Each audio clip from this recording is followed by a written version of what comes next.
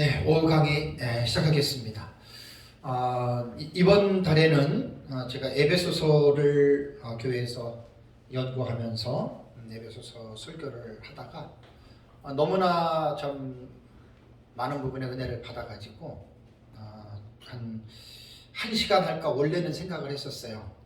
지난달에 다음에 에베소서 1시간 하고 이제 종말론 이어가려고 하다가 1시간의 내용을 이렇게 쭉 정리를 하려고 보니까 사실은 20시간 설교를 했거든요. 제가 교회에서 20시간 설교를 한 내용인데 1시간이면 너무 그렇고, 또 게다가 아까 이제 전 시간에 했던 에베소서 3장 10절 말씀이 너무나 그 말씀의 의미가 저에게 너무나 깊이 다가와서 그 감격이 아직도 식어지질 않았어요.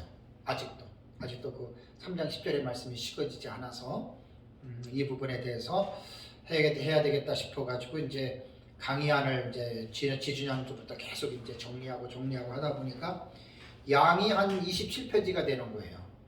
보통 제가 한번 강의할 때 A4 용지로 조금 설명하고 그러면 한 5, 6장이면 되거든요. 그럼 27장이면은 6장만 잡아도 6, 5, 30, 한 5시간 할 내용이에요. 그래가지고 어쨌든 하여간 첫째 시간에는 에베소서에 나타난 교회, 제가 한 22가지 정도 쭉 이제 했던, 제가 주에 설교하면서 중요했던 부분들을 하나하나 여러분들에게 나눴는데, 그 하나의 테마가 보통 한 2, 30분 정도 설교가 나오죠. 그래서 제가 설교하면서 다 이제 주회로 원고에도 다 있는 내용들이고, 그래서 아무래도 한번 교회에 대해서 전반적인 부분을 한번 종말론 조금 쉬면서 한번 해야 되겠다 싶어가지고 오전에 2시간을 했습니다.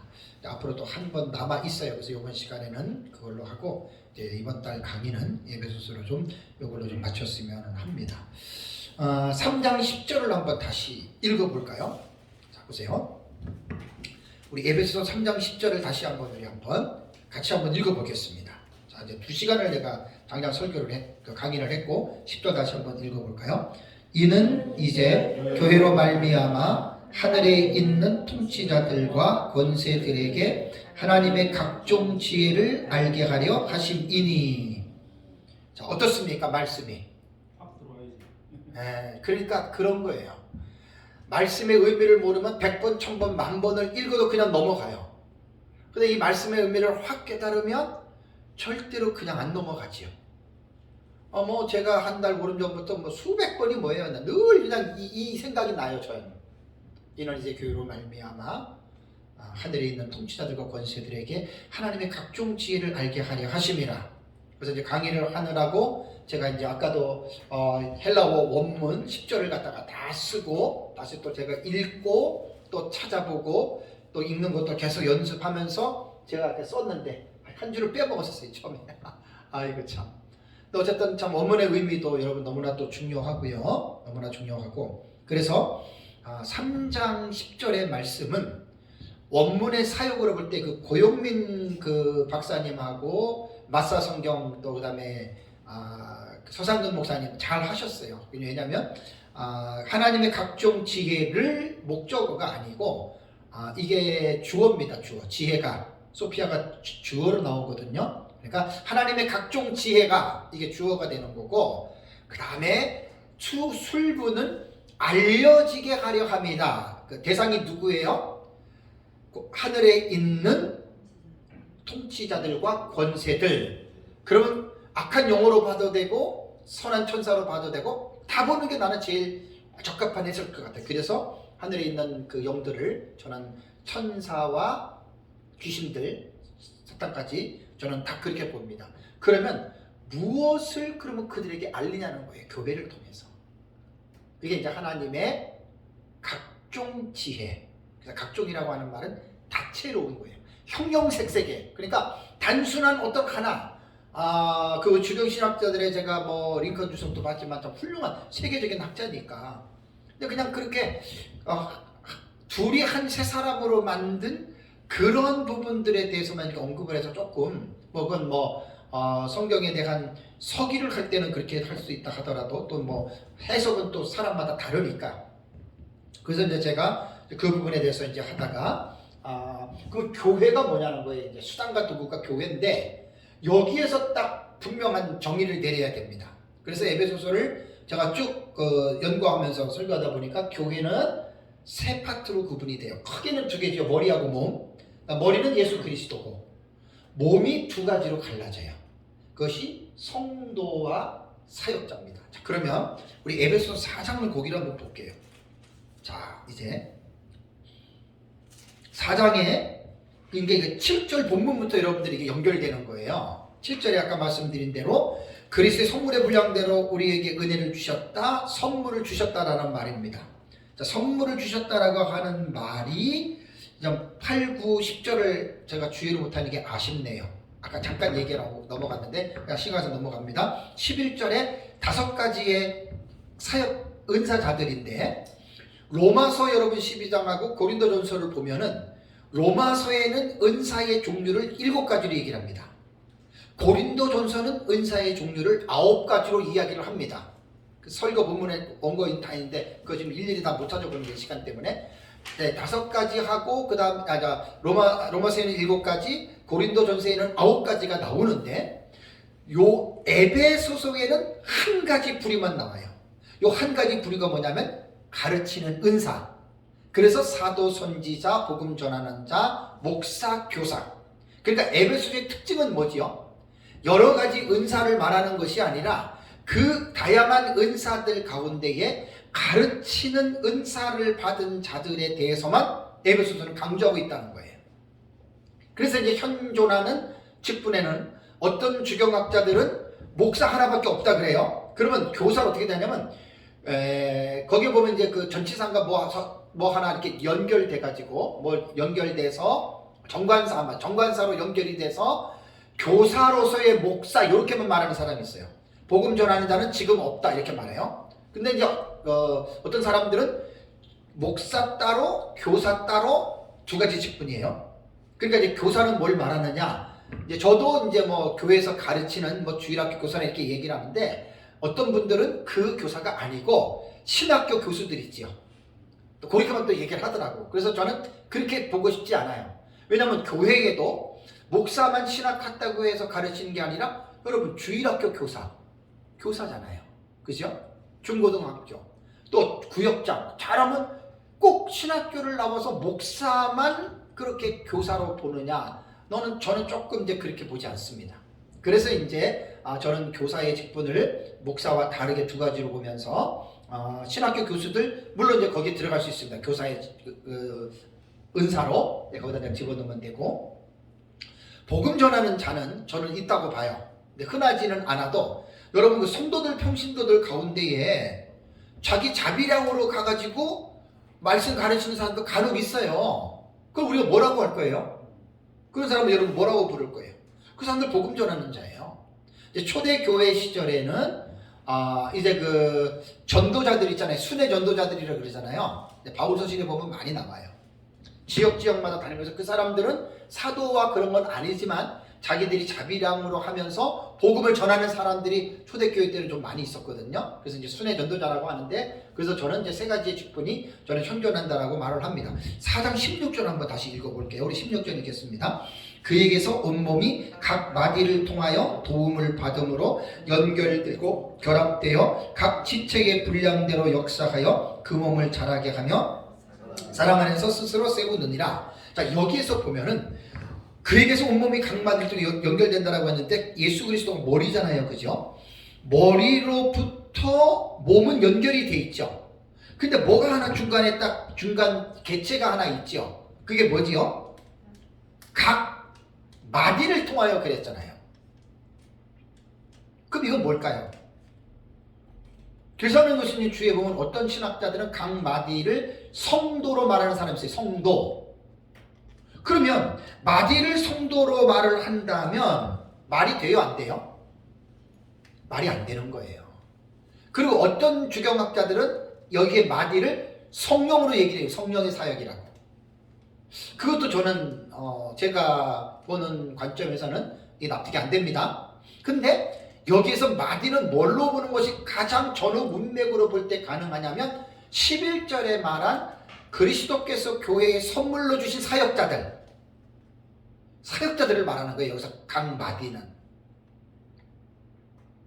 그래서 교회는 진짜 여러분 그 교회련에 있어서 정말로 중요한 것은요, 목회자거든요. 가르치는 은사를 받은 목회자들. 그래서 많은 이제 신학자들이 그런 얘기를 하잖아요. 교회가 곧 목사다. 교회가 곧 목사다. 목사가 교회다. 이 말 맞는 말이에요. 그만큼 교회에 목사의 역할이 중요하다는 거예요. 여러분 한번 봐보세요. 교회 성도들 대부분 보면은 뭐 이렇게 몇 대째 내려오는 뭐 그런 오래된 교회들이야 목사 바뀌어도 성도들이 이미 질이 딱히 틀이 잡혀가지고 별 문제 없어요, 그죠? 그 뭐 단임 목사 없어도 되는데 대부분 얼마 안 된 교회들 막 개척해 가면서 목사가 이제 교회 가르치면서 하는데 목사의 역량이 여러분 절대적이라 해도 틀린 말 아니에요. 초신자들 불러다 놓고 그거 한번 세례받기까지 또 직분받기까지 교육시킨다고 해보세요. 거의 다 목사의 영향력이잖아요. 그래서 교회가 목사다, 목사가 그 교회다라고 하는 말은 틀린 말은 아닙니다. 그만큼 교회에 사역자들의 역할이 절대적이에요. 그래서 아까 11절을 보고 12절을 시간상 제가 자세히 못했는데 이는 성도들을 온전하게 하여 봉사의 일을 하게 하며 그랬잖아요, 그죠? 요게 이제 원문을 보면은 전치사 3개로 연결되어 있는 겁니다. 프로스, 에이스. 그래서 처음에 12절 처음에 보면은 프로스 전치사구로 시작이 돼서 프로스 나오고 나서 성도를 온전하게 하여라고 하는 말은 원문을 보면은 온전하게 만드는 게 아니에요. 온전하게 되도록 준비시키는 거예요. 그럼 누가 이렇게 하는 거죠? 누가 합니까 이렇게? 11절에 그 직분자들 있잖아요. 그러니까 12절은 뭐냐면 11절의 사역자들의 세운 목적절이에요. 목적절. 왜 예수 그리스도께서 교회에 가르치는 사역자들을 주셨느냐? 성도를 온전하게 하는 게 아니라 온전하게 하도록 구비시키는 거예요. 원문을 보면. 근데 우리말 성경을 보는 사람들은 첫 번째로 성도를 온전하게 하는 겁니다. 이렇게 하잖아요. 아니에요. 원문은. 어느 정도 온전한 위치에 가도록 준비시키는 거거든요. 그것이 사역자들을 세우신 목적이고, 그 다음에 두 번째 또 에이스 전치사로 시작됩니다. 에이스로 전치사로 시작되는 것은 봉사의 일을 하게 하면입니다. 그럼 보세요. 성도들을 왜 그러면 온전한 몸으로 준비시키는 줄 아세요? 뭐 때문에 그렇게 성도들을 자꾸만 제자 훈련시키고 말씀 가르치고 뭐 때문에 성도를 자꾸만 그렇게 여러분 구비시키는 줄 아세요? 준비시키는 줄 아세요? 봉사를 하기 위함이에요. 그러니까 성도를 어느 정도 온전하게 구비하기 위한 목표로서의 목표가 바로 봉사하는 겁니다. 이것도 이제 설교를 하면 되게 많이 나와요. 그러니까 사역자들이 성도들을 뭘 가르치느냐, 왜 가르치느냐, 왜 그들의 믿음을 자라게 해야 되느냐. 그들이 뭐 하기 위해서요? 봉사하기 위해서예요. 뭘 봉사하지요? 교회다가 돈만 많이 갖다 내고 사람만 많이 데려오고 교회만 청소하고 이런 것만 말하는 게 아니에요. 하나님과 사람을 향해서 봉사의 마음을 가지고 살아가는 거예요. 대부분 사역자들이 성도를 교회에만 딱 몰아넣는 사역자들이 있어요. 아이고 위험한 사역자들입니다. 그러니까 뭐 세상 일은 뭐 직장이나 뭐 사업장 그거는 세상 일이고 무조건 교회의 일만 해야 된다. 그런 사역자들은 정말 무식한 사역자들입니다. 목사님들 간혹가다 그런 분들 종종 만나요. 마치 뭐 직장 생활하고 뭐 하는 거는 그 세상 일이고 막 교회에서 일하는 것만 주의 일이다라고 하는 거. 이건 절대 잘못된 겁니다. 이런 사람들은 목회자들의 사상이 이원론의 구조에 빠져 있고요. 뭐 예를 들면 무슨 안 좋은 그런 사상들이 빠져 있는 사람들이에요. 선악 이원론에 빠져 있거나 뭐 율법주의라던가, 그다음에 문화를 제대로 개혁 신학의 입장에서 문화를 해석하는 것이 아니라 완전히 그냥 영육 이원론으로 영은 선하고 육은 악하고 이거 상당히 위험한 사람들입니다. 그래가지고 성도들을 교회다 붙잡아내고 교회만 나와야 되고 무조건 교회 안에만 있어야 된다. 그런 봉사 말하는 거 아닙니다. 하나님을 향하여 사람을 향하여 왜 장성한 분량을 이렇게 준비시키냐면 봉사하는 삶을 살게 하기 위함이에요. 그래서 선진국 사회에서 국민들의 가장 그들이 바라는 그 중요한 목적이 뭔 줄 아십니까? 돈 많이 벌고 성공하고 출세하는 데 있는 게 아니라 인류를 위하여 사회를 위하여 봉사의 정신을 가지고 봉사하는 삶을 살아가는 것이 선진국에서는 가장 큰 인간의 가치를 둔다는 이야기예요. 후진국일수록 뭐에 가치를 둬요? 사람들이 공부 많이 하고 사업 잘해서 뭘 많이 벌어야 돼요? 돈 많이 버는 거. 왜 돈 많이 벌어요? 자기 하고 싶은 거 다 하고 살려고.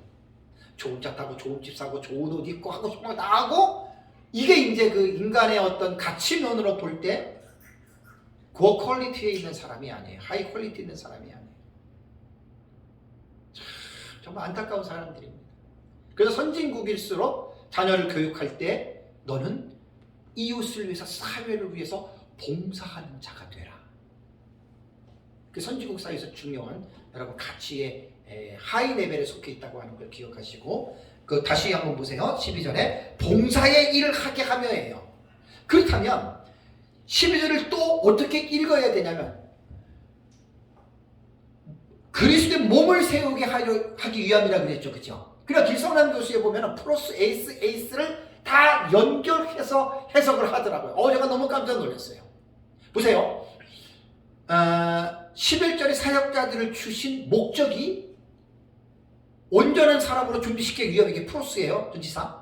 그러면 왜 온전한 사람으로 준비시키느냐? 그 목표가 뭐라 그랬죠? 에이스 전치사구로 뭐예요? 뭐 하기 위한 거예요? 봉사의 일을 하기 위함이에요. 또 그리고 원문에는 에이스라고는 전치사가 또 나와요. 근데 전치사 그거 세 개예요. 왜 그러면 봉사를 하게 하느냐? 무엇 때문에 봉사를 하게 해요? 뭘 이루기 위해서? 그리스도의 몸을 이루어 그리스도의 몸을 세우는 거예요. 너무 멋있지 않아요? 근데 이렇게 원문을 안 보면 목사님들 100% 설교를 어떻게 해요? 자, 사역자들의 세운 목적 첫째로 성도를 온전하게 하기 위함입니다. 이렇게 하잖아요. 그죠? 둘째로 봉사의 일을 하게 하입니다. 셋째로 그리스도의 몸을 세우게 하려면, 이렇게 설교하잖아요. 우리말 성경은 이렇게밖에 못 봐요. 그리고 이제 두 가지를 설교하는 사람들은 이는 성도를 온전하게 하여 봉사의 일을 하게 하면을 첫째고 그리스도의 몸을 세우려면 두 번째로 해요. 그래서 이제 원문을 안 보면 아까 플러스 전치사구하고 에이스 전치사구는 자르고 연결이 돼 있잖아요. 그죠? 그렇게 보는 거예요. 그래서 이제 13절 볼까요? 13절 시작. 우리가 다 하나님의 아들을 믿는 것과 아는 일에 하나가 되어 온전한 사람을 이루어 그리스도의 장성한 분량에 충만한 데까지 이르리니. 우리라고 하는 이의칭 복수에는 사역자 들어갑니다. 12절은 안 들어간다 그러더라도 13절에는 우리가라고 했기 때문에 사역자 반드시 들어갑니다. 왜 사역자들이나 성도들이 온전한 사람을 이루어 하나가 되고 충만한 데까지 이르러야 되는 줄 아십니까? 14절에 이는, 그러니까 우리말에 이런 것들은 번역이 잘 되어 있는 거예요. 접속사를 보세요. 접속사가 뭐냐면 앞에 있는 문장과 연결됐다는 거예요. 그죠? 연결해서 읽으라는 거예요.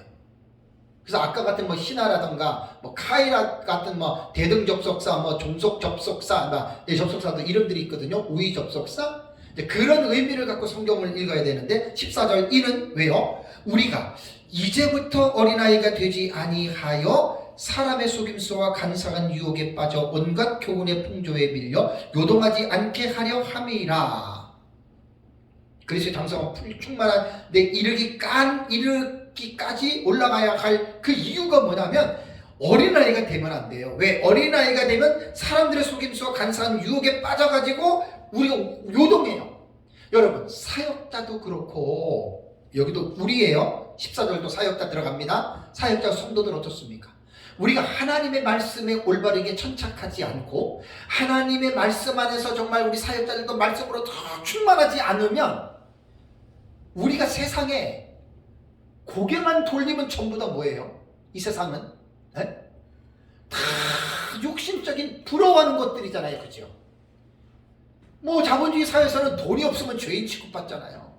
돈만 있으면 뭘 못해요. 세상에서. 그러니까 그게 이제 물질 문명, 쾌락 문명, 그러니까 방탕주의로 다 연결되는 거잖아요. 왜 우리가 그리스도의 장성한 분량이 있는 충만한 때까지 우리가 이루어져야 되냐면 믿음이 그만큼 성장하면 어린아이가 되지 않아요. 그러니까 뭐 보기를 뭐처럼 봐요. 그죠? 네? 황금 보기를 돌처럼. 세상 사람들은 황금을 황금으로 봐서 그 황금을 얻으려고 결국은 죽잖아요. 그죠? 여러분 참 중요합니다. 그래서 이제 15절 볼까요? 15절. 오직 사랑 안에서 참된 것을 하여 범사에 어떻게 해요?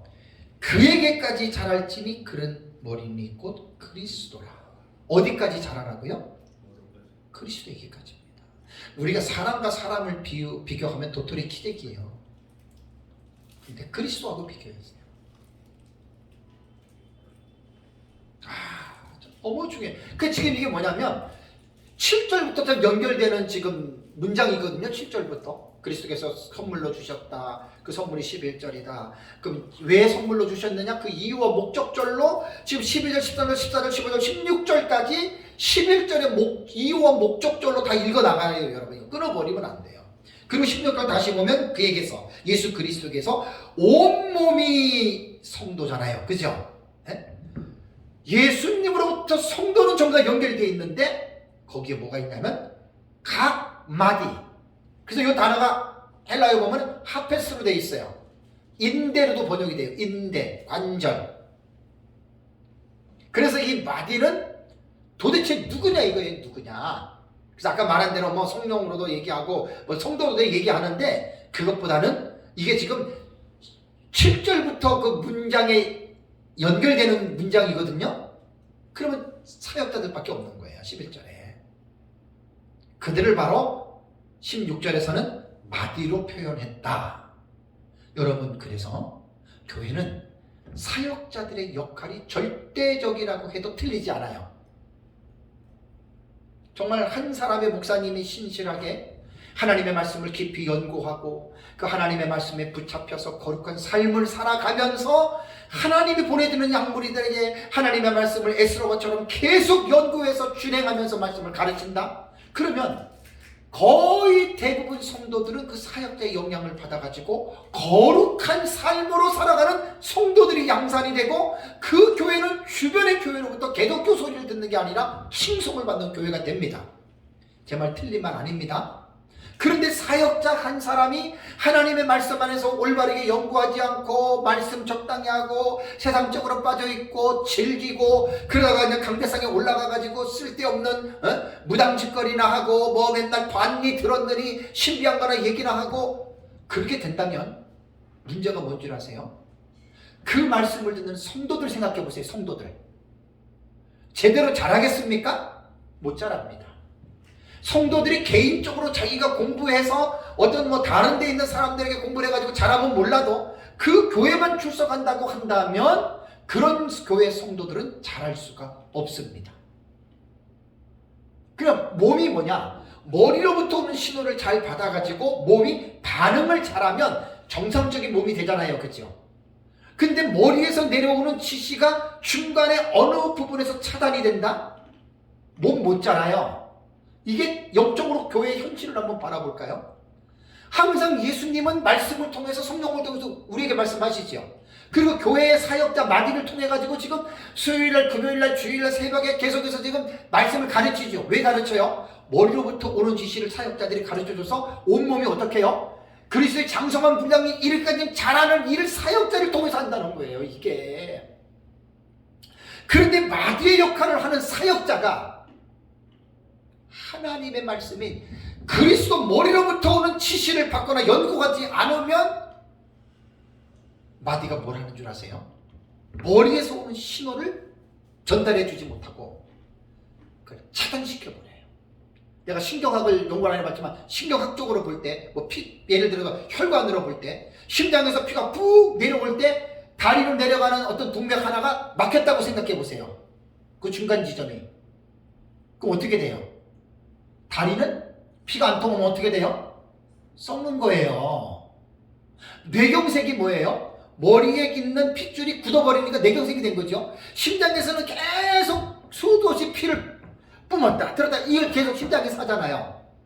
근데 동맥으로 올라가는 뇌동맥 쪽 어디에서 마디 역할을 하는, 쉽게 말하면 마디가 사였다 그거예요. 거기서 그걸 제대로 분배해주지 못하면 머릿속에 실필줄로 들어가는 동맥에 들어가는 피가 잘 안 들어가면 막히죠. 치매도 그렇잖아요. 혈관성 치매가 피가 안 들어가는 거예요. 이렇게 마디가 안 되면 그렇게 되는 거예요.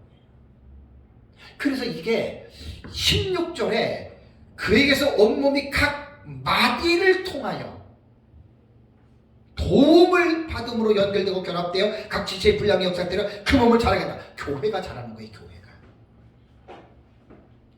너무 깊은 얘기예요. 지금 이게.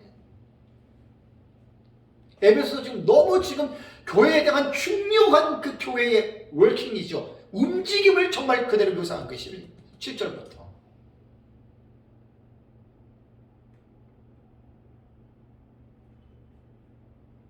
교회의 역할이 지금 이런 겁니다. 그러고 나서 다시 3장 10절 가겠습니다. 또 읽을게요. 그러니까 이게 풍성한 이해를 가지면 3장 10절 다시 한번 우리 읽겠습니다. 이는 이제 교회로 말미암아 하늘에 있는 통치자들과 권세들에게 하나님의 각종 지혜를 알게 하려 하심이니. 와, 이거 놀랍지 않아요, 여러분? 이 말 지금? 네? 교회로 말미암아입니다. 하나님이 각종 지혜가 하늘에 있는 영들에게, 천사와 악한 영들에게 하나님의 지혜가 알려지는데 그 알리는 도구가 누구라고요? 교회입니다.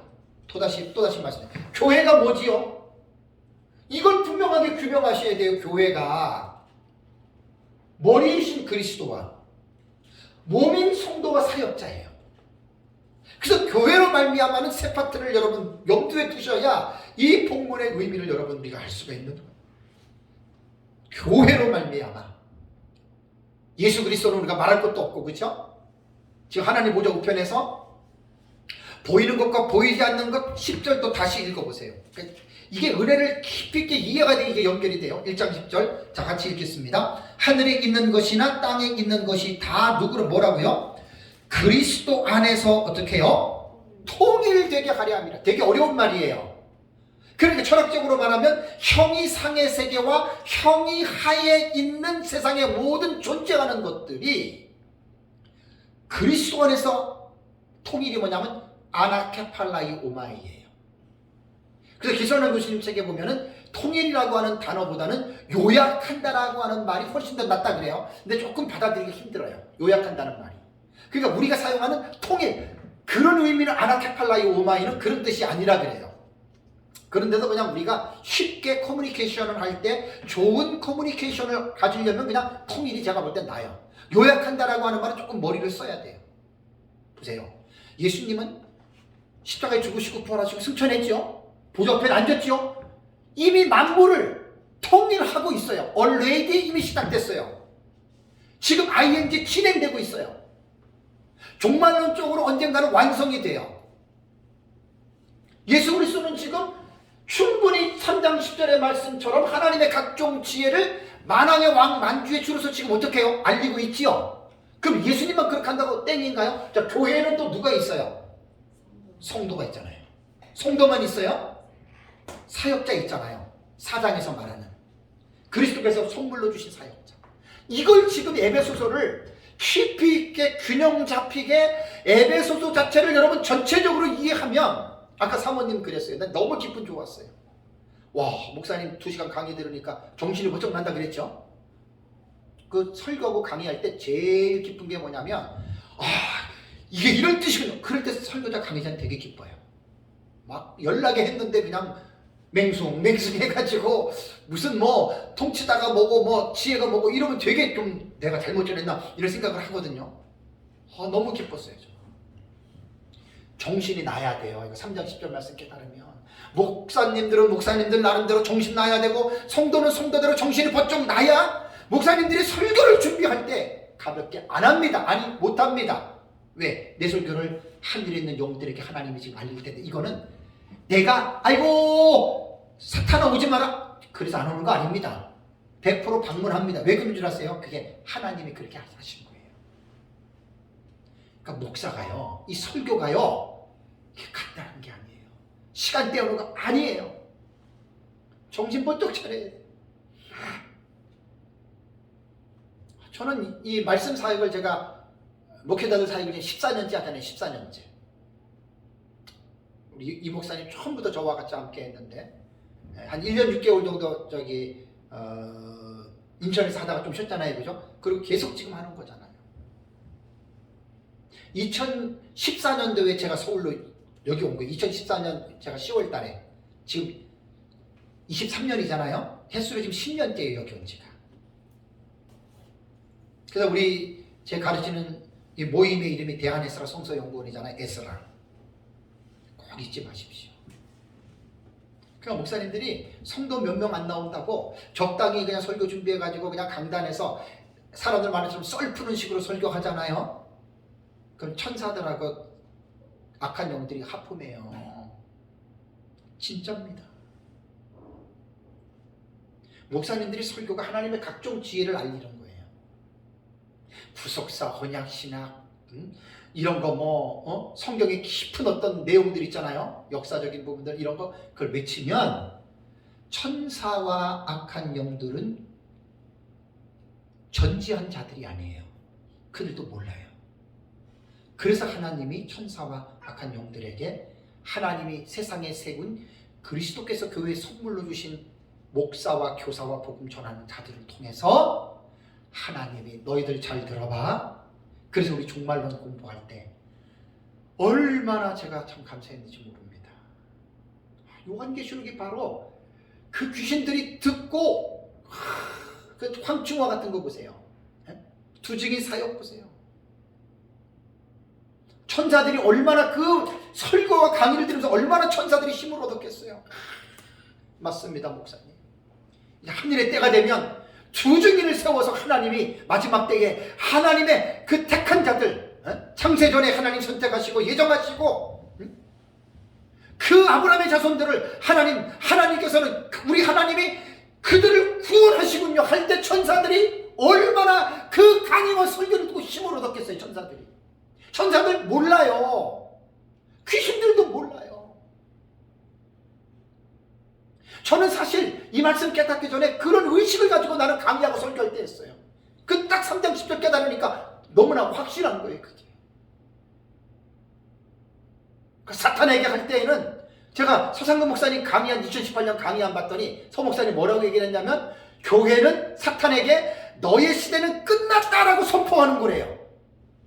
그러면 이게 과거에 한 번으로 끝나나요? 계속해야죠. 그리고 설교자들이 요한계시록을 제대로 읽으면 계시록 20장 10절 말씀을 딱 선포하면 너희는 천년왕국 끝나고 사탄이 불과 유황불에 붙는 못에 하나님 집어던져 너희는 끝나는 거야 라는 말을 사탄이 듣는단 말이에요. 귀신들이. 그러면서 그들이 벌벌벌 떨 수밖에 없잖아요. 제 얘기 틀렸나요? 제가 막 너무 가지가 뻗쳐졌나요? 아닙니다, 여러분. 잘 오늘 제 강의한 걸 처음부터 잘 한번 연결해보세요. 이렇게까지 여러분 가야 돼요. 본문의 말씀을 깊이 있게. 그래서 이제 전 시간에 빛과 소금에 관한 예수님의 그 교훈이 이번에 내가 또 새롭게 깜짝 놀랐어요. 너희는 세상의 빛이고 산 위에 있는 동네가 숨기지 못하고 사람이 등불을 켜면 말 안에 있고 말 위에 든다? 이게 뭐냐면 교회는 숨길 수 있는 단체가 아닙니다. 누가 이렇게 한 줄 아세요? 하나님의 디자인한 거예요. 이거 3장 10절에 나오잖아요.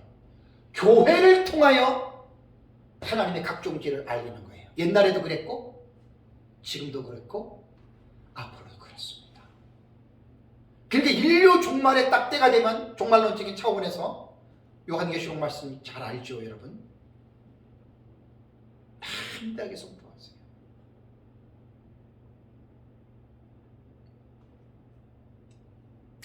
너무너무 참 놀라운 말입니다.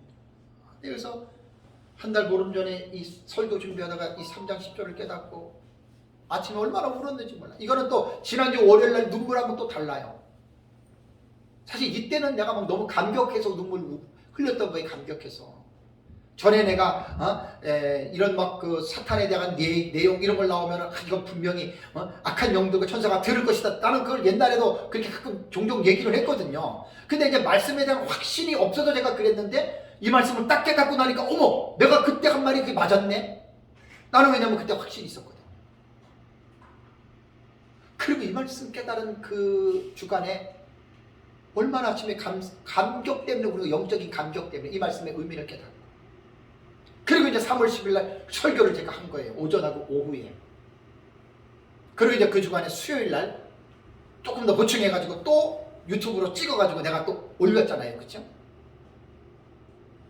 그래서 저는 그렇습니다. 목회자도 그렇고 성도도 그렇고 교회를 통해서 알리는데 성도들과 사역자들이 이 3장 에베소 3장 10절 말씀에 좀 깊이 있게 좀 깨달았으면 좋겠어요. 그러면 정신이 나게 되어 있습니다. 정신이 나게 되어 있습니다. 우리는 코람데오라고 하는 신전 인격의 의식을 여러분 우리는 잘 기억하고 있습니다.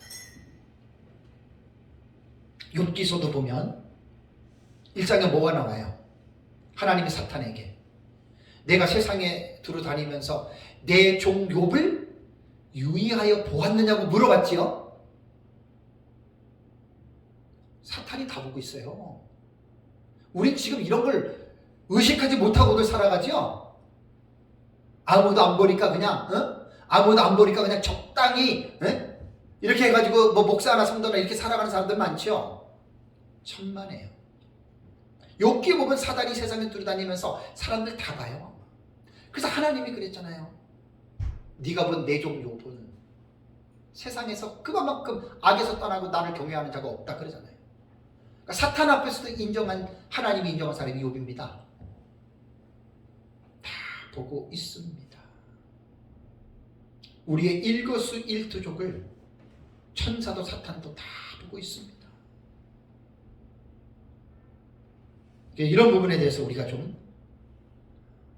생각을 좀 환기시켜야 돼요.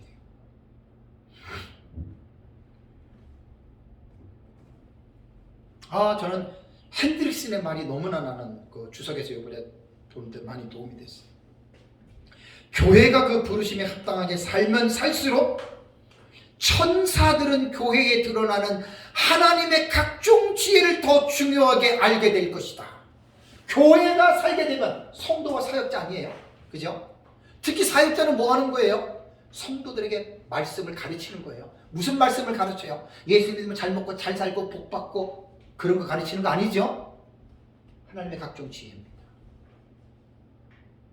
에베소로 말을 하면은 이방인이었던 우리를 그리스도의 핏부림으로 구원받아서 믿는 이방인 믿는 유대인들을 둘이 한 세 사람으로 만들어서 둘이 함께 한 성령 안에서 어떻게 해요? 하나님께 나아가는. 와, 이 얼마나 기가 막힌 지혜입니까? 감히 누가 이런 걸 생각할 수 있겠어요? 그래서 이 계획의 각종 지혜의 시작은 창세기 에베소 1장 4절에 보면 하나님께서 창세 전에 벌써 다 계획하신 게 나오잖아요. 창세 전에. 성부 하나님의 구속의 계획과 성자 예수님의 십자가의 죽으심의 실행과 성령 하나님의 인치심의 완성, 삼위일체 하나님의 사역을 통해서 교회가 이제 개인이 몸이 형성이 되는 거예요. 사실 여러분, 저도 목회를 진짜 오래 했어요. 33년째예요 올해. 여러분, 이 적은 세월 아니죠? 적은 세월 아니에요. 10년이면 강산 입원했는데 저는 강산 3번을 겪은 사람이에요. 사람 많이 모으지 못하고 교회를 못 짓고 그래서 그렇지 할 건 다 한 사람이에요.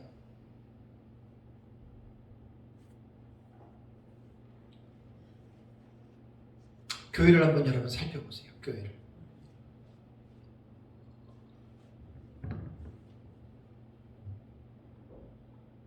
핸드릭스는 어쨌든 이 말에 지난주에 이제 마지막 원고 정리하면서 내가 봤어요. 왜냐하면 제가 이 주의 설교를 하면 시간이 너무 많이 들어가서 책도 많은데 다 볼 수가 없어요. 바이블엑스 들어가고 슈퍼 바이블 들어가가지고 원어 그거만 보는데도 여러분 시간이 얼마나 걸리는지 몰라요. 주석이 많이 있어도 다 못 봐요. 볼 수가 없어요. 그래서 이제 핸드릭스님 마지막으로 너무나 좋았어요. 천사들은 그러니까 교회가 그 부르심에 합당하게 살면 살수록 교회는 성도와 사역자들을 말하는 거지요. 부르심에 합당하게 산다고 하는 말은 삶 속에서 살아가는 삶을 말하잖아요. 그러면서 이제 살수록 천사들은 교회에 드러나는 하나님의 각종 지혜를 더 중요하게 알게 될 것이다. 여러분 교회만 되겠어요? 기성원 교수님 말을 하면 천사 아니에요. 악한 영들이죠. 나는 두 개 다 포함합니다. 정말 정신 바짝 차려야 됩니다. 정말 목회자들 정신 바짝 차려야 됩니다. 수요 예배고 금요 예배고 성도 몇 명 한다고 절대로 설교 우습게 생각하면 안 됩니다. 천사들이 악한 영들이 그 설교를 듣습니다. 왜 듣겠어요? 그들은 기대감을 갖고 듣습니다. 하나님이 오늘 이 교회에 정 목사님, 이 목사님, 배우신 목사님, 이런 목사님들을 통해서 설교하는데 오늘 무슨 하나님의 지혜를 말할까? 그거예요. 난 그렇게 믿어요. 근데 강단에 딱 올라가가지고 딱 성경 읽어놓고 설교를 딱 여는데 하나님의 말씀에 각종 지혜를 쏟아내는 사람이 있는가 하면 쓸데없는 그냥 무당짓거리나 하고 그냥 그러면 천사와 악한 영들이 다 듣지요. 강단에서 막 그럴듯하게 설교하고 막 집에 가가지고 막 그냥 형평시에 막 그냥 사물을 갖다가 막 쥐잡듯 잡고 막 욕하고 뭐 그런 사람들은 거의 없겠지만 성도들도 막 교회에서 막 은혜 받고 인고 부부처럼 딱 그러고 집에 들어가자마자 각방 딱 써 말도 안 하. 많지는 않아도 그런 사람이 있어요.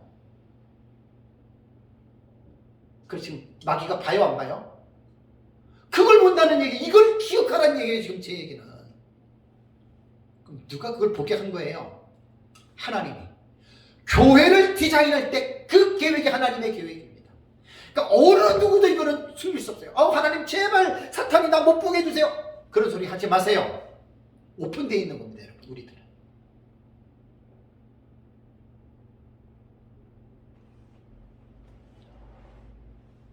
그러면 이제 이 말씀을 우리가 쭉 이해를 하면서 마지막에 제가 강조한 게 뭐냐면 사역자들이 너무 중요하잖아요. 그죠? 이것 곧 정리하고 넘어가야 돼요. 교회가 목사고 목사가 교회인데 이것 분명하게 정리하고 넘어가야 됩니다. 우리 교회에서 설교했던 원고 그대로예요. 사역자가 너무 중요하고 중차대해요. 그런데 아까 말씀드린 교회고 목사고 교회다 절대적인 권한을 부여하면 안 됩니다. 이거는 너무 중요해요. 칼빈도 교회에서 목사의 설교를 절대적인 차원에서 칼빈이 얘기를 했어요. 제가 이제 내일이나 모레쯤 내일 좀 옮길 거예요. 제 컴퓨터에 조금 문제가 있어가지고 한글 치는 게 안 돼가지고 지금 글을 못 올려요. 오늘도 지금 설교한 거, 강의한 거 이거 지금 가가지고 올리려고 그러면 제목하고 해야 되는데 그게 안 들어가요. 지금 뭔가 지금 문제가 생겼어요. 지금.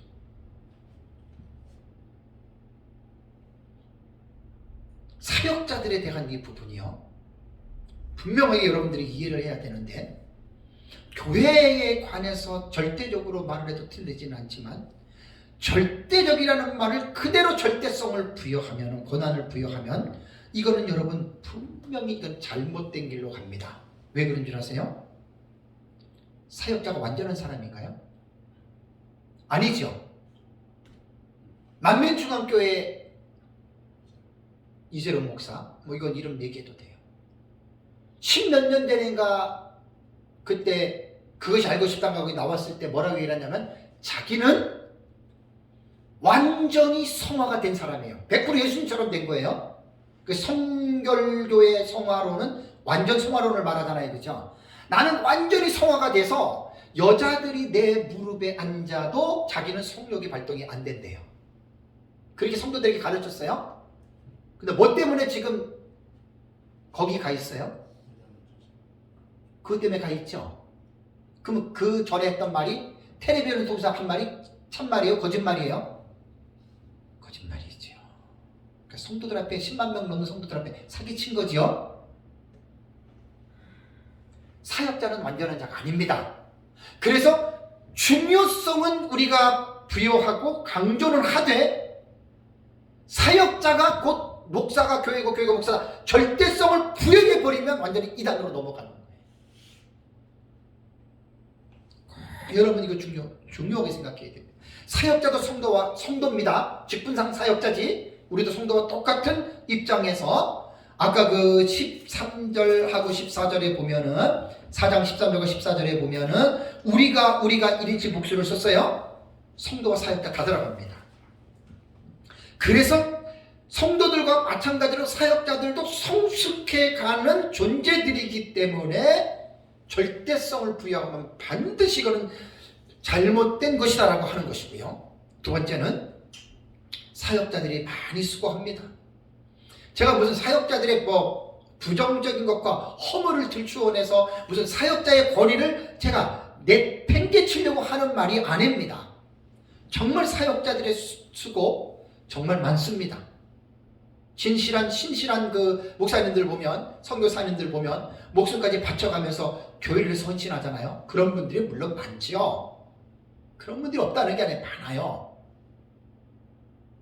정말 사역자들의 수고는 정말 교회를 세우고 허무는데 정말로 중요한 역할을 하는 게 사역자거든요. 그렇다면 어떤 사람은 교회를 숨기다가 젊음을 온전히 교회에다가 바치고 또 목격하다가 병들어 죽고 또 복음을 전하다가 죽는 사람도 있고 뭐 정말 그런 사람들 많이들 있어요. 그러면 사역자는 도대체 어떤 힘으로 사역자는 사역을 했을까? 그 사람이 얼마나 대단한 사람일까? 이거 따지고 넘어가야 돼요. 짚고 넘어가야 돼요. 고린도전서 15장 10절 한번 볼까요? 고린도전서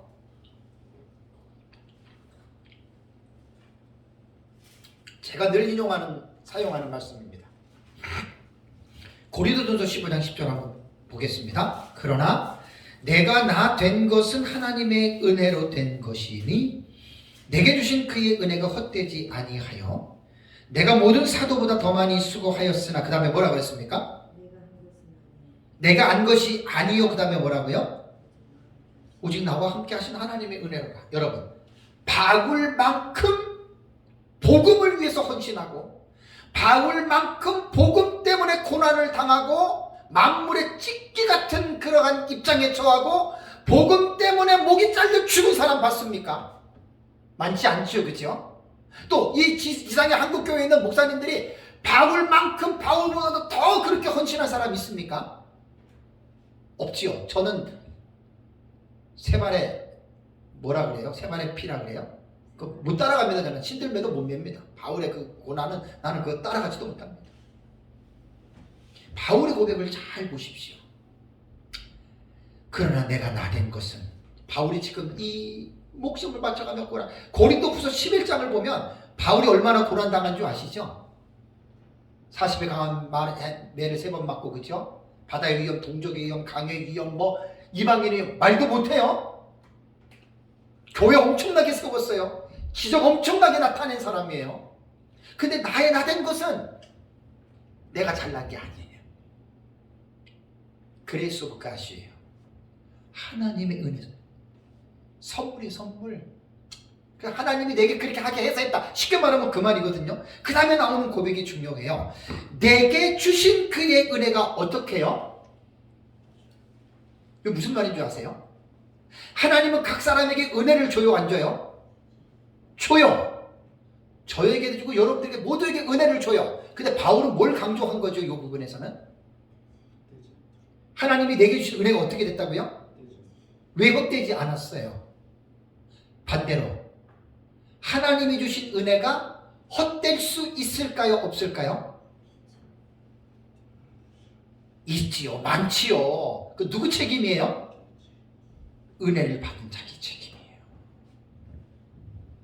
은사하는 사람들 간증 들어보면 거의 70~80% 그렇더구만요. 하나님 내게 은사를 줬는데 그 은사 가지고 뭐 교만하게 사용하다가 하나님이 다 걷어가 버렸다고. 그 사람은 하나님 주신 은혜가 헛되요, 헛되지 않아요? 헛된 거죠. 바울을 제가 존경하는 이유가 귀신 쫓아내고 병 고치고 그것 때문에 그러는 게 아니라 자세가 너무나 좋지 않아요? 내게 주신 하나님의 은혜가 헛되지 아니하여. 그 다음에 뭐라 그랬습니까? 인정할 건 인정해요. 내가 모든 사도보다 더 많이 수고했으나. 맞습니다. 누가 봐도 바울은 모든 사도보다 더 많이 수고한 사람입니다. 아까 고린도서 11장의 말씀처럼 엄청난 수고를 했습니다. 목숨까지 바쳤습니다. 가정도 갖지 않았습니다. 근데 그걸 누구에게 공을 돌려요? 내가 한 것이 아니라 그러잖아요. 내가 한 것이 아니요? 뭐라고요? 오직 나와 함께 하신 그리스도가 하나님의 은혜. 이 노래가 생각나네요. 나를 부르신 이가 하나님, 나를 보내신 이도 하나님. 그 다음에 뭐예요? 그 다음에 뭐예요? 하나님, 나의 나 된 것은 다 하나님 은혜라. 한량없는 은혜, 갚을 길 없는 은혜, 내 삶을 애워싸는 하나님의 은혜.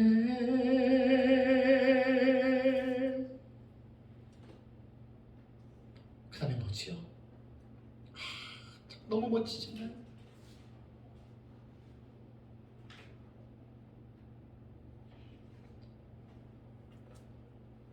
모든 것이 하나님의 은혜입니다. 모든 것이 하나님의 은혜입니다. 잘된 것은 다 하나님 때문에 잘된 거고, 못된 거는 다 나 때문에 못된 겁니다, 여러분. 저는 예수 믿을 때부터 이런 마음을 하나님이 주셨어요. 잘된 거는 내가 잘해서 잘된 게 아니고 하나님이 다 잘되게 한 거고, 잘못된 거는 하나님이 잘못되게 한 것이 아니라 내가 잘못해서 잘못된 겁니다. 나는 책임 소재는 아주 예수 믿을 때부터 정확하게 하나님이 분명하게 내 안에 심어주셨습니다. 여러분, 우리가 주님의 몸된 교회를 위해서 온갖 헌신하고 충성하고 온갖 우리는 하나님의 일을 한다라고 예수님이 그랬잖아요. 나를 따라오려거든 아내와 처자와 부모와 자식과 전토를 버리고 따라오라 그랬잖아요. 그죠? 그렇다 하더라도 내 자랑거리가 될 수 없습니다.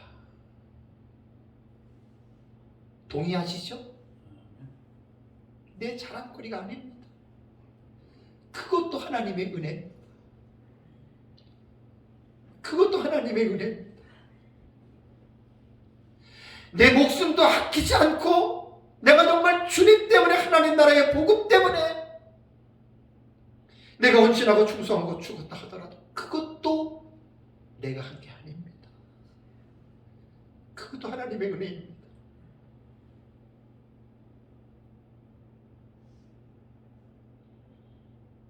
우리의 지난 날을 돌이켜보면 좋았던 일들, 기뻤던 일들,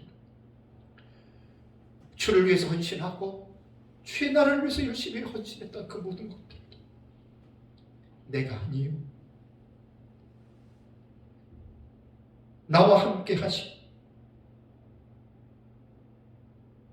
하나님의 은혜입니다.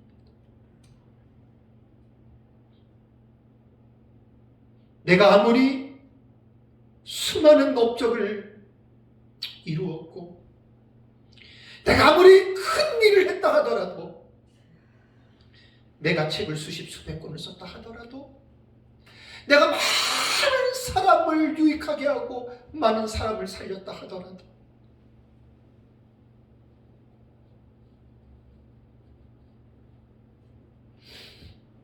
내가 했지만 내가 한 게 아닙니다. 그게 하나님의 은혜입니다. 그게 하나님의 은혜입니다. 내 생명이 언제 끝날지 모르지만 이 세상에서의 내 삶이 마무리되고 마감이 될 때 그때 한마디 하라고 한다면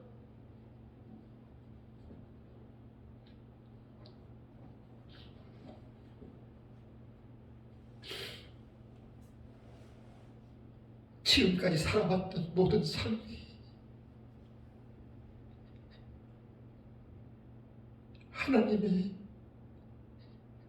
하나님의 은혜였습니다.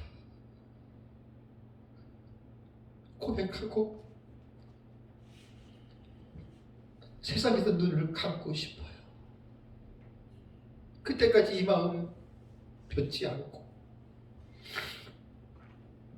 바울의 고백처럼 나의 나된 것은 하나님의 은혜로 되었고 내가 다른 사도보다 더 많이 수고했어도 내가 아니요 나와 함께 하신 하나님의 은혜 때문에 이렇게 됐습니다 라고 하는 이런 고백을 하는 것이 못하고 봅니다.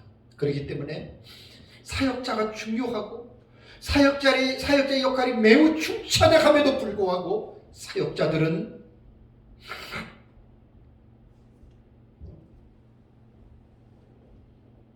겸손하게 자기가 했다고 주장하지 말고 하나님의 은혜로 했다라고 하는 이러한 고백을 여러분들 잘 우리가 생각을 해야 됩니다. 또 하나 아까 제가 말로 그냥 지나가는 말로 했지만 고린도전서 3장을 보겠습니다. 이런 말들은 깊이 있게 봐야 돼요. 지나가는 말로 하면 별로 감동이 없는데 고린도전서 3장 5절과 9절을 볼까요? 많은 사람들이 하나님의 은혜로 하나님이 복을 주고 하나님이 세워주고 하나님이 높여주고 하나님이 많은 것들을 주었음에도 불구하고 하나님의 은혜가 아니라 자기가 잘나서 내 노력으로 내 실력으로 내가 여기까지 왔다고 이렇게 고백하는 그 많은 사람들이 종종 있습니다. 그 사람들은 자기보다 못한 사람을 보면 비판하고 정죄합니다. 왜? 자기보다 못났기 때문에. 크게 회개해야 될 사람입니다. 아주 도덕입니다. 아주 하나님 앞에서 못된 사람들입니다. 그런 사람 되면 안 됩니다. 고린도전서 3장 5절과 9절 한번 볼까요? 그런즉 아볼로는 무엇이며 바울은 무엇이냐? 그들은 누구지요? 주께서 각각 주신 대로 너희로 하여금 믿게 한 사역자들이니라. 사역자가 디아코노스입니다. 여기서 집사로도 번역이 되고 봉사자라는 말입니다. 사역자 교회 안에 되게 중요합니다. 6절에 나는 심었고 아볼로는 물을 주었으되 사역자들이 한 거예요. 뭐라 그랬죠? 그 다음에 오직 하나님께서 자라나게 하셨나니. 목사님들이 제자 훈련하는 분들이 이런 분들이 있어요. 내가 훈련시킨 제자라고. 그 말의 의미는 어떤 의미가 담겨 있죠? 네. 내가 시켜서 내 제자래. 아주 목사님들하고 얘기하다 보면 어떤 사람들은 참 기도 안 찬 사람들이 너무 많아요. 자기 성경 강의 몇 번 듣고 자기 제자래. 이야, 참 날도도 그런 날도둑이 어디 있습니까? 뻔뻔해요 진짜.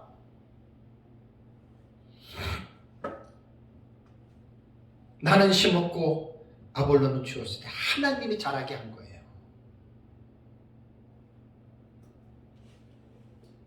7절에 그러니 심는 이나 물 주는 이는 아무것도 아니로되 오직 자라게 하시는 이는 누구뿐이다?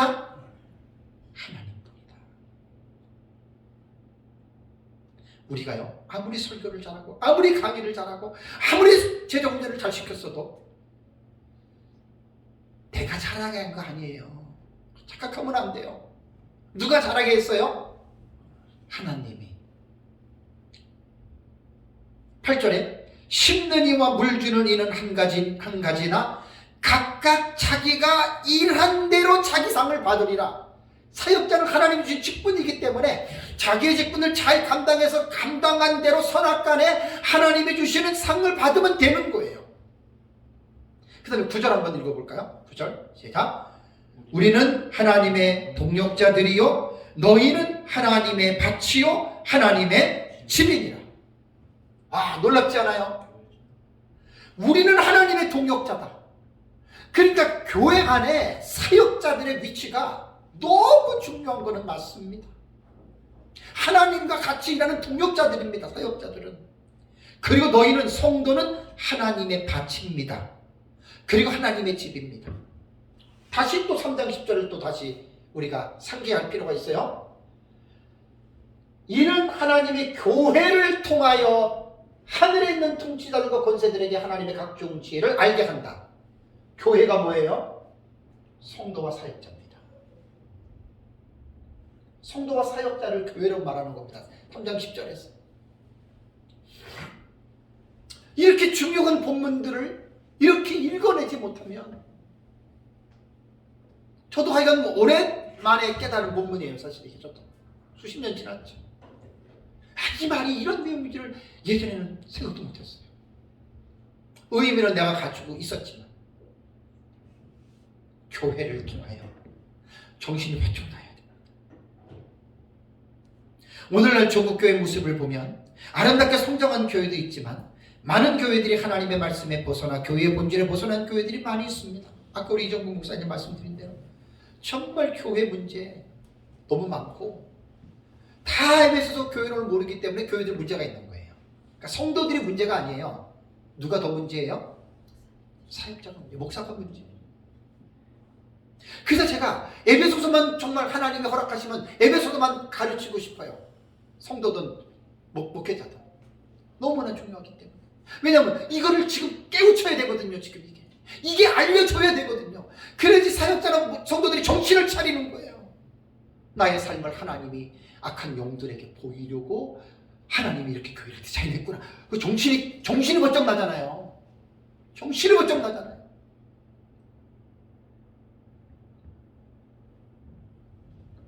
왜 교회가, 한국교회가 세상 사람들이 기독교의 소리를 듣습니까? 저는 한국교회 문제를, 성도들의 문제를 우선으로 보지 않습니다. 구약 성경을 보면 이스라엘 백성들이 도덕과 윤리와 종교적으로 타락할 때 시작이 어디서부터 시작된 줄 아세요? 선지서 보면 왕, 제사장, 선지자, 윗물이 맑으면 아랫물 맑아요. 이게 원리고 이게 법칙입니다. 저는 구약 성경을 옛날에 계속 공부하면서 그걸 딱 나는 선지서에 발견한 거예요. 그러니까 이스라엘 백성들의 문제이기 이전에 백성들의 문제가 퍼지게 된 근본적인 원인이 종교적으로는 제사장과 선지자들, 그들 때문에 백성들이 이렇게 된 거예요.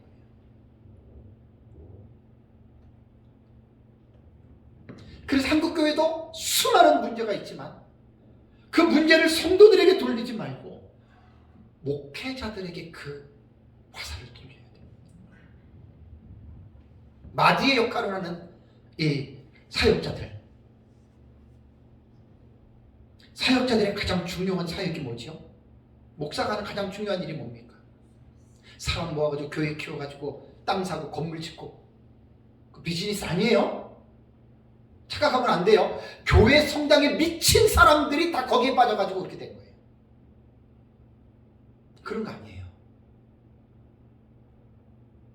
교회 성장이 미치면 한 사람이 여러 사람이 오는 데에는 진리까지도 타협하고 변제시킬 수 있어요.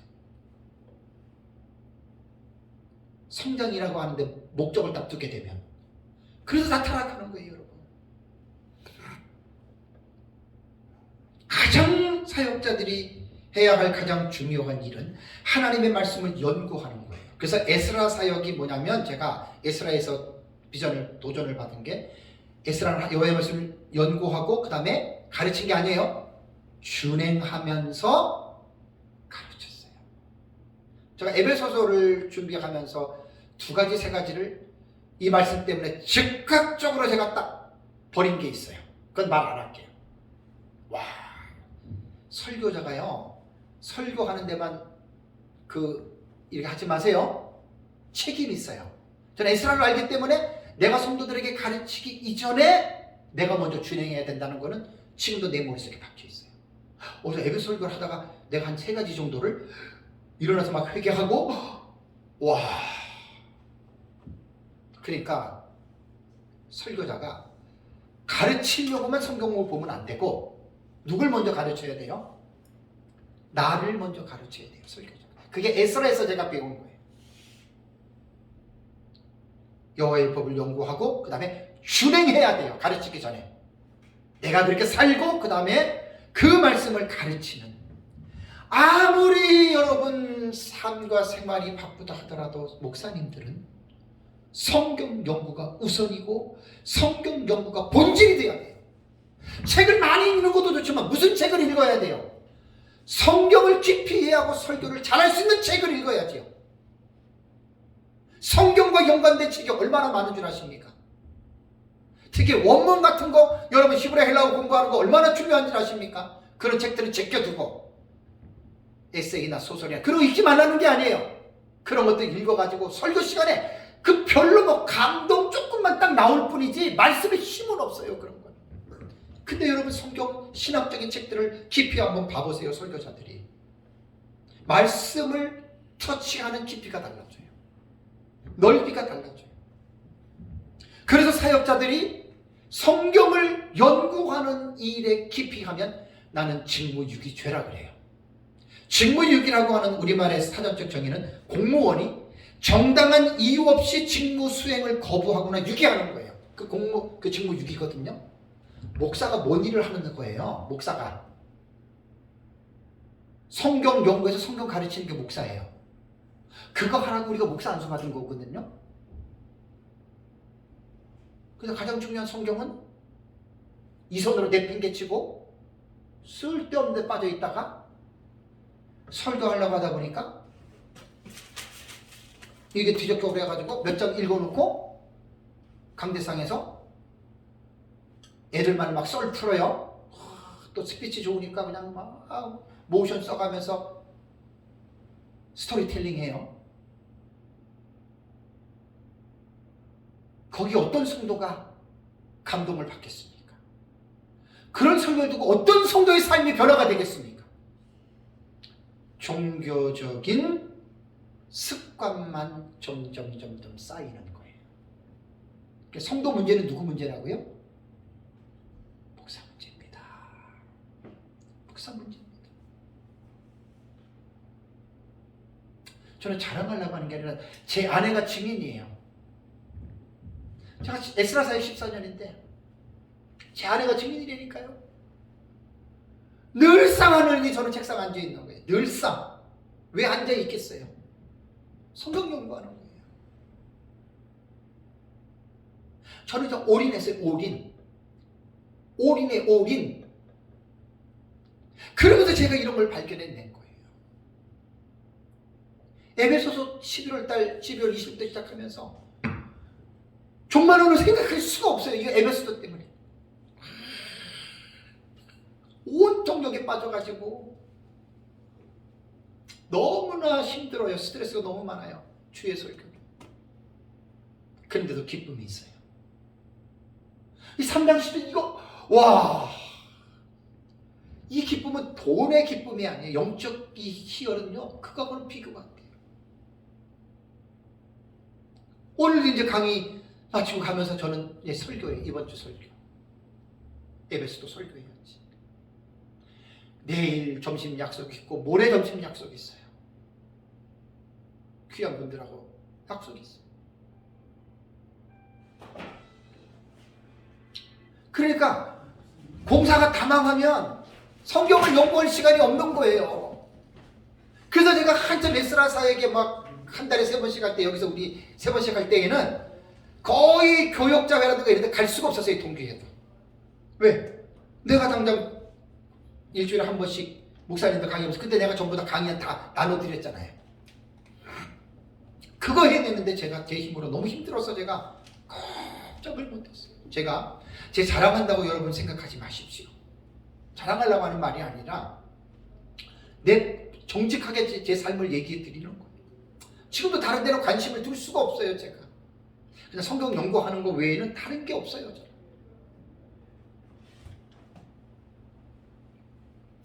사실은 에스라 사역을 제가 14년 정도 하면서 물론 많은 목사님들을 제가 가르치거나 그러진 않았어도 제가 이제 느껴지는 게 뭐냐면, 목사님들의 가장 큰 문제가 뭔 줄 아세요? 목사님들의 가장 큰 문제? 성경을 너무들 많이들 몰라요. 특별하게 개인적으로 연구하지 않는 이상에는 거의 그냥 평신도들이 알고 있는 수준에 머물러 있는 목사님들이 너무 많아요. 그래서 목사님들의 설교를 들어보면 평신도들도 할 수 있는 설교들을 대부분 하거든요. 왜 그러냐면 성경을 너무 몰라서 그래요.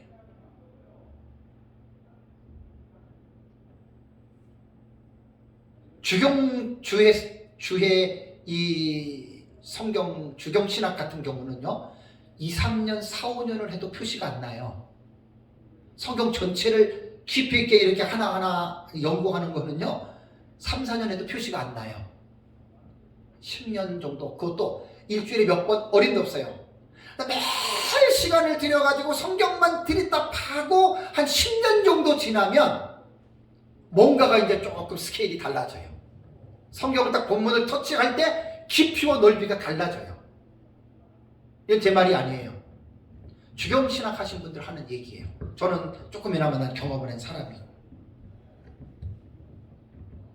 사실 현대 교회 목사님들이 왜 성경을 연구하는데 연구를 못하냐면, 첫 번째는 교회가 크면 클수록 사역에 바빠요.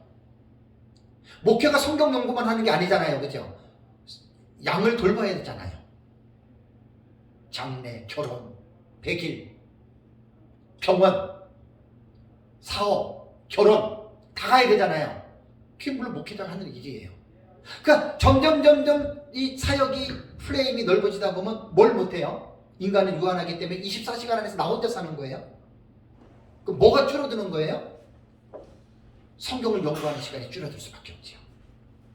그래서 이제 사역에 바쁘고 사역에 우선권을 두다 보면 성경을 깊이 있게 연구를 못하는 거예요. 거기다가 정치까지 하고 취미생활 해가지고 놀러 다니고 운동까지 하고 이렇게 그냥 일주일을 이렇게 계속 지내다 보면 결국은 성경은 깊이 있게 볼 시간들이 없는 거예요. 그래서 저는 성경을 제가 연구를 하면서 33년째 지금 하나님의 은혜로 목회를 하고 있는데, 설교에 있어서 강해 설교, 제목 설교, 예화 설교, 간증 설교, 그 다음에 여러 가지 어떤 인물 설교, 사건 설교는 되게 많잖아요. 그죠? 거기서 제가 33년 동안 목회를 하면서 제가 배운 것 중에 가장 제가 옳다고 여겨지는 설교가 저는 주의 설교입니다. 제가 지금 하고 있는 그 주의 설교. 이거는 제가 요한계시록을 연구를 하면서 제가 낸 책이 요한계시록 주의 집으로 냈잖아요. 그죠? 그러니까 유명한 학자들에 비하면 보잘 것 없지만 목사로서 나름대로 최선을 다해서 요한계시록을 제가 주예로 쓴 거예요. 70일. 내 시간이 참 많이 걸리고 또 지식이 많이 부족하다 보니까 너무 힘들고 막 중간에 때려치우고 싶을 때가 한두 번이 아니에요. 솔직하게 너무 힘드니까. 그래도 그냥 하나님 앞에서 하나님이 하시지 하고 지금까지 아이가 힘든 가운데 지금 제가 오고 있는 거예요. 그래서 목사님들은 어떤 분들은 그러잖아요. 성경을 수백 번, 수천 독, 수만 독한 사람들 얘기하지요. 그 사람들 다 이단들이에요. 내 말 들리지 않아요? 여러분 성경 무조건 읽는다고 이게 읽혀지는 책입니까? 다니엘서 11장 1000번 만번 읽어보세요. 다니엘서 11장 1000번 만번 읽는다고 그 내용이 이해가 돼요? 한번 볼게요. 성경은요 그렇게 보는 게 아니에요. 다니엘서 11장 한번 펴보세요. 이거 참.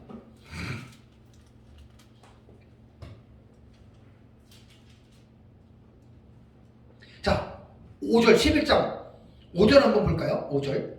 남방왕들은 강할 것이나 그 군주들 중 하나는 그보다 강하여 권세를 떨치리니 그의 권세가 심히 클 것이요. 그러면 여기 남방왕들은 강한데, 남방이라고 여기서 말하는 남방은 애굽입니다. 그 프톨레미 지역을 말합니다. 그런데 그 군들 중에 하나는 그보다 강하여 권세를 떨치니 그의 권세가 심히 클 것이요 몇 해 후에 그들이 서로 단합하니 남방에서 북방에 가서 파친하리라 라고 말할 때에, 여기에서 군주들 중에 하나 강한 것이 누구냐면은 북쪽의 셀류커스 1세인 니카토르를 말하는 겁니다. 그럼 이게 중간사에 대한 역사를 모르는 사람이 이거 10만 번 100만 번 읽었다고 하나님이 그 사람이 셀류커스 1세 니카토르리라 이런 말 해줘요? 안 해줘요. 이런 말 안 해줍니다.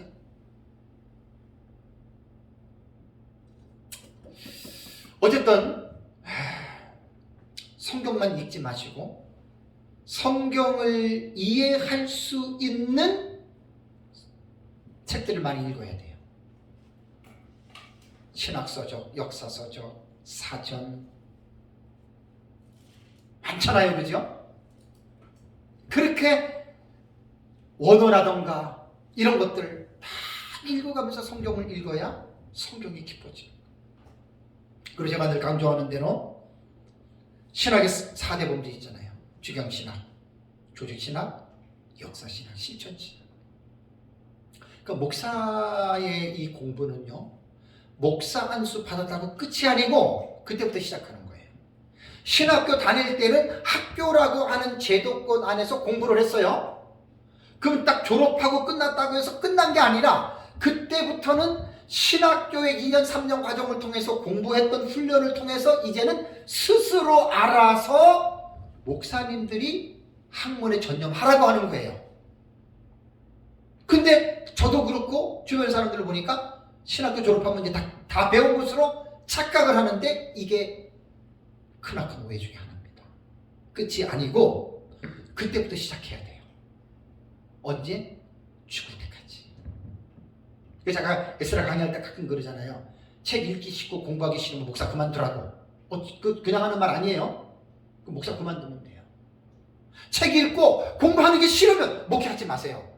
그래야 나도 편하고 우리 교회 성도도 편해요. 공부하지 않고 성경 연구하지 않고 맨날 강단에서 얘기하고 맨날 그 얘기예요. 맨날 그 얘기. 그럼 피차가 죄를 짓는 거예요. 하나님 앞에 진심입니다. 제가. 그러니까 목회를 할 때까지는